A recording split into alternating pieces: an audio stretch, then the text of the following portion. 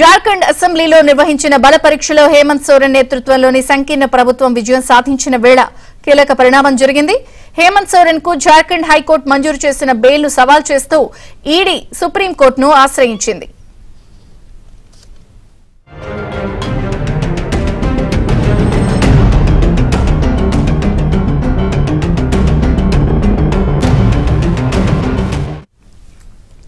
భూ కుంభకోణానికి సంబంధించిన money laundering కేసులో 5 నెలల పాటు జైల్లో ఉన్న జేఎంఎం నేత హేమంత్ సోరెన్ ఇటీవల విడుదలై మరోసారి జార్ఖండ్ సీఎంగా పదవీ బాధ్యతలు చేపట్టారు. ఈ కేసులో జార్ఖండ్ హైకోర్టు ఆయనకు బెయిల్ మంజూరు చేసింది. అయితే ఈ బెయిల్ ను సవాల్ చేస్తూ ఈడీ సుప్రీంకోర్టును ఆశ్రయించింది.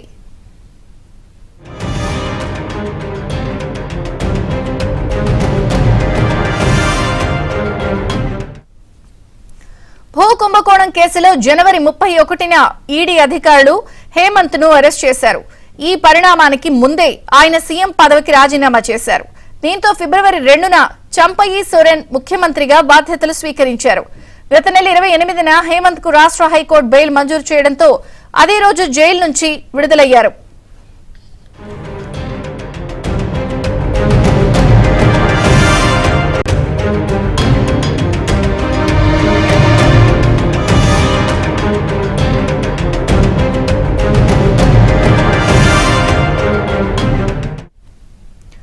అనంతరం చంపయి రాజీనామా చేయడంతో హేమంత్ మూడోసారి సీఎంగా ప్రమాణ స్వీకారం చేశారు. నిన్న అసెంబ్లీలో విశ్వాస తీర్మానం నెగ్గారు. 81 మంది చట్టసభ్యులకు గాను 45 మంది ఆయనకు అనుకూలంగా ఓటేశారు. ఈ నేపథ్యంలో హేమంత్ సోరెన్ బెయిల్ పై ఈడీ సుప్రీంను ఆశ్రయించడం ఉత్కంఠగా మారింది.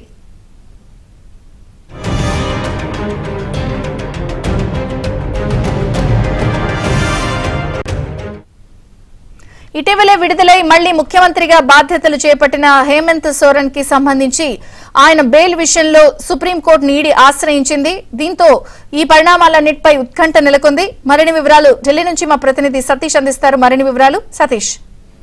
విజయచంద్రిక, జార్ఖండ్ సీఎం హేమంత్ సోరెన్ ఇటీవల 2 రోజుల క్రితం మరోసారి జార్ఖండ్ సీఎం గా ప్రమాణ స్వీకారం చేశారు. అయితే ఆయన భూ కుంభకోణం కేసుకు సంబంధించి దాదాపు 8.5 కోట్లు ఆయనకు సంబంధించిన ప్రాపర్టీని సైతం కూడా ఈడీ ఇప్పటికే స్వాధీనం చేసుకుంది. అయితే ఈడీ జనవరి 31వ తేదీన అర్ధరాత్రి ఆయన అరెస్ట్ చేశారు. అదే రోజు ఆయన రాజీనామా చేసి వెంటనే లొంగిపోవడం జరిగింది. అనంతరం 5 నెలల పాటు కూడా జైల్లో ఉన్నారు. తాజాగా ఆయనకు ఇటీవల జార్ఖండ్ హైకోర్టు బెయిల్ కూడా మంజూరు చేసింది. బెయిల్ మంజూరు చేసిన అనంతరం ఆయన మరొకసారి ప్రమాణ స్వీకారం చేస్తారు ముఖ్యమంత్రిగా. అయితే అప్పటి వరకు ముఖ్యమంత్రిగా బాధ్యతలు వహించి చంపై సోరెన్ రాజీనామా చేసిన అనంతరం ఈయన బాధ్యతలు చేపట్టారు. అయితే ఇప్పుడు ఈడీ మరోసారి సుప్రీంకోర్టును ఆశ్రయించింది. ఆయనకు ఇటీవల జార్ఖండ్ హైకోర్టు ఇచ్చిన బెయిల్ ను సవాల్ చేస్తూ సుప్రీంకోర్టులో తాజాగా పిటిషన్ దాఖలు చేశారు. ఆ పిటిషన్ పైన ఈ రోజు విచారణ జరగబోతుంది. అయితే విచారణ సందర్భంగా ఒకవేళ హైకోర్టు ఆర్డర్ ని సుప్రీంకోర్టు స్వాగతిస్తుందా, లేదంటే ఒకవేళ హైకోర్టు ఇచ్చిన ఆర్డర్ పైన స్టే విధిస్తుందా, లేదంటే